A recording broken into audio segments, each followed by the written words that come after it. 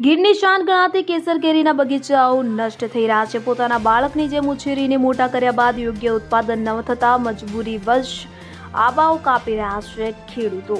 તો ગ્લોબલ વોર્મિંગની અસરને કારણે આવક કરતા ખર્ચ વધી જતા કેસર કેરીના ખેડૂતો કરજદાર બન્યા। તો કેટલાક ખેડૂતો નવસર્જન માટે જૂના આંબા કાપી રહ્યા છે। આ દ્રશ્યો છે ગીરની પ્રખ્યાત કેસર કેરીના બગીચાઓના કે જે દેશ વિદેશમાં પ્રખ્યાત છે। કેસર નામ સાંભળતા જ બલબલાના મોંમાં પાણી આવી જાય, પરંતુ છેલ્લા કેટલાય વર્ષોથી કેસર કેરીના ઉત્પાદનમાં સતત ઘટાડાને કારણે ખેડૂતો કરજદાર બન્યા છે। આથી પોતાના બાળક કરતાં વિશેષ માવજત કરી ઉછરેલા આંબાના ઝાડ પર કરવત ફેરવી રહ્યા છે। જો કે આંબાના વૃક્ષો તાલાલા, ગીરના સુરવા, ગાવા, હડમતિયા, વડાલા સહિતના ગામોમાં પણ કપાઈ રહ્યા છે। કેસર કેરીના આંબાના બગીચાઓ નષ્ટ કરતા ખેડૂતોનું કહેવું છે કે છેલ્લા 5 વર્ષથી કેરીના પાકમાં ઉત્પાદન ઘટી રહ્યું છે। ગ્લોબલ વોર્મિંગની અસર અને કમોસમી માવઠાના મારથી કેરી પકવતા બાગાયતી ખેડૂતો દિન પ્રતિદિન નુકસાનીના ખપ્પરમાં હોમાઈ રહ્યા છે। તો છેલ્લા 3-4 વર્ષથી આંબા બોડા થઈ ચૂક્યા છે। આંબાની એક પણ રૂપિયાની આવક 3 વર્ષથી થઈ જ નથી, કે જેના કારણે હવે નુકસાન સહન નથી થતું। હવે આંબા વાડિયા કાપી સિઝન અને રવિ પાકો વાવીશું। છેલ્લા 1 દાયકાથી કેસરના ગઢ ગણાતા તાલાલા અને ગીર વિસ્તારમાં આંબાના બગીચાઓ પર માંથી અસર પડી છે, તો કે જેની પાછળ ગ્લોબલ વોર્મિંગને જવાબદાર માનવામાં આવે છે। છેલ્લા 5 વર્ષમાં અનેક આંબા વાડિયા ઉજ્જડ બન્યા છે અને ખેડૂતો અન્ય ખેતી તરફ વળ્યા છે। જ્યારે બાગાયત અધિકારીનું કહેવું છે કે વૃક્ષો મોટી ઉંમરના હોય અને તેને લીધે પણ આવું બની શકે, અને જ્યારે વાતાવરણ અને ગ્લોબલ વોર્મિંગની પણ અસર પડે તે માટે ખેડૂત આંબા કાપી રહ્યા છે। ત્યારે આંબાનું કટિંગ કરી અને ફરીથી તેમાં 2-3 વર્ષમાં પાક લઈ શકાય છે, અને આવું 900 વીઘા જમીનમાં નવીકરણ કરવામાં આવ્યું છે। ખાવાનું કાચા પડી ગયા છે સાહેબને બહુ। જો સંજોગે ન કાપીએ તો ખાવાના છોકરાઓને નભાડવા ભણાવવા કેમ? તો આ પોઝિશન જો કાયમી માટે રહીએ તો પેલા આપણે થોડી એકલો વીઘો છે તો કાપીને આપણે રોજી રોટી ગમે એ મેળવી પડે। આજ 30-30 વર્ષ ત્યાં આ 40 વર્ષનો બગીચો છે, તો 40 વર્ષમાં અમે વરમાં 5 વરમાં 2-3 લાખની કેરી થાય, તો એમાં અમારું રોજી રોટી નીકળે નહીં। અને બગીચો કે પર્યાવરણ બચાવો એક પર કે સરકાર પર્યાવરણ કઈ રીતે બચાવવું? આ ખેડૂતની પોઝિશન ખરાબ આવી હોય તો પર્યાવરણ તો સરકાર સહભાગી થાય તો જ આ પગભેર થાય, તો જ આ પર્યાવરણ બસે, બાકી બસે એવી શક્યતા નથી। એક આ સરકાર જો આ માણસ જો સહાયભાગ થાય તો માણસ આગળ આવવાનું ન્યારી પાછળ જતો જાય છે દીપે દીયા। બગીચામાં જો અમે કહો લસણ છે, ડુંગળી છે, શેરડી છે, આ અન્ય બાક શાકભાજી છે, આ બધું નોખું આવીએ તો અમને ઉત્પાદન દેખાય ને અમારા રોટલાને પણ નીકળી શકે। આજે અમારા 7 વર્ષ થયા તો નામે ઠામે આવી જ નથી। તો 50 મણ 20 મણ ખાવાની કેરી ખાવી ભાવે? તમે એટલો વિચાર કરો સાહેબ, જો કેરી હોય તો એ કેરી ખેડૂને ભાવે કઈ રીતે? તો એ સમજો કે કેરી ખાવી પણ ગમતી નથી અમને। આ પોઝિશન ખેડૂતની પોઝિશન કાયમી માટે જો સરકાર ધ્યાન નહીં દે તો આ માણસ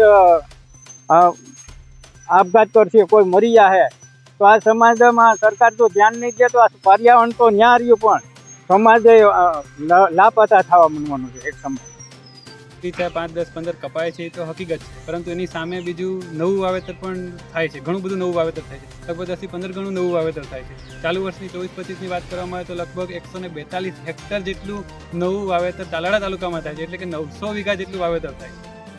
આ પણ એક માહિતી છે કે ખાસ કરીને જે આવા કપાય છે એની સામે 10 થી 15 ગણું નવું વાવેતર થાય છે, તો આ પણ એક નોંધ લેતા છીએ। તો સાહેબ વાતાવરણની જે વિપરીત અસરો છે એની સામે ક્યાંક ને ક્યાંક આજે છે એ ક્લાઇમેટ ડિસ્ટર્બન્સ જોવા મળે છે, અને ક્લાઇમેટ ડિસ્ટર્બન્સના કારણે આ જે રોગ જીવાતો આવતી હોય છે એને નિયંત્રણ કરવા ખૂબ જ અઘરા બની જતા હોય છે। તો આના માટે થઈને યુનિવર્સિટીઓ છે સંશોધનો કરતી જ હોય છે, અને એ સંશોધનોના આધારે બાગાયત વિભાગ છે કે આપણું સેન્ટર ઓફ એક્સલન્સ છે ભલામણો કરતું હોય છે।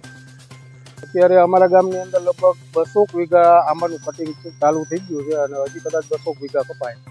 આંબાની અંદર છેલ્લા 7-8 વર્ષથી આ દિવસે ઉત્પાદન ઘટતું જાય છે, અને આ વર્ષે તો હાવ ઝીરો છે। એક પણ આંબામાં એક પણ કેરી ફ્લાવરિંગ પુષ્કળ આવ્યું હતું, તો કેરી નામે સામે એક પણ ખેડૂત નથી। મારે 900 ઝાડવા છે, 900 ઝાડમાં 9 કિલો કેરી આજની તારીખે નથી।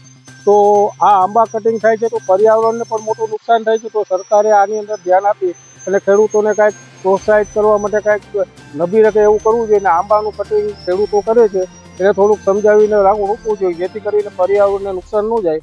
તો આજે છેલ્લા 7-8 વર્ષે દિવસે પ્રોડક્શન ઘટતું જાય છે આંબાનું, એટલે ન છૂટતા આજે દીકરાની જેમ જતન કરીને અમે હાચવેલા હોય, ઉજેરેલા હોય. આજે હું કહું 40-50 વર્ષના આંબાને અમારે કટિંગ કરી અને જમીન દોષ કરી નાખવા પડે અને રોકડિયા પાક તરફ વળવું પડે, એ પરિસ્થિતિ અત્યારે છે.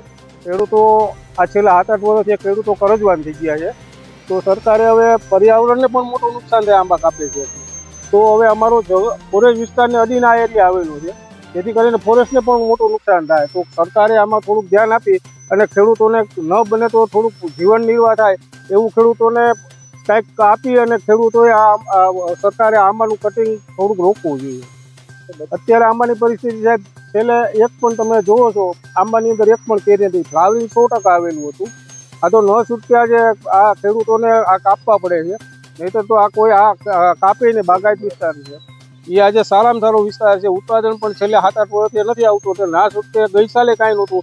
તોકતે વાવાઝોડા પછી આંબાની અંદર પ્રોડક્શન સંપૂર્ણપણે ઘટી ગયું છે. આ એક આંબામાં એક પણ કેરી નથી. ફ્લાવરિંગ તો 100% આવેલું હતું. તો ખેડૂતોને ના છૂટકે આ આંબા કાપવા પડે. દરરોજ માટે કેટલા વીઘા બગીચા કટિંગ થતા? આજે દરરોજને માટે અમારા ગામમાં 4 જગ્યાએ કટિંગ ચાલે છે. તો દરરોજ હું તમને કહું ઓછામાં ઓછા 5 વીઘા કટિંગ રોજનું થતું હશે, 5-6 વીઘા. Bureau report CN24 news. હવે જુઓ દેશ દુનિયાની તમામ ખબરો તમારી આંગળીના ટેરવે. ઉઠાવો મોબાઈલ અને Google Play Store પરથી ડાઉનલોડ કરો અમારી CN24 ન્યૂઝ મોબાઈલ એપ.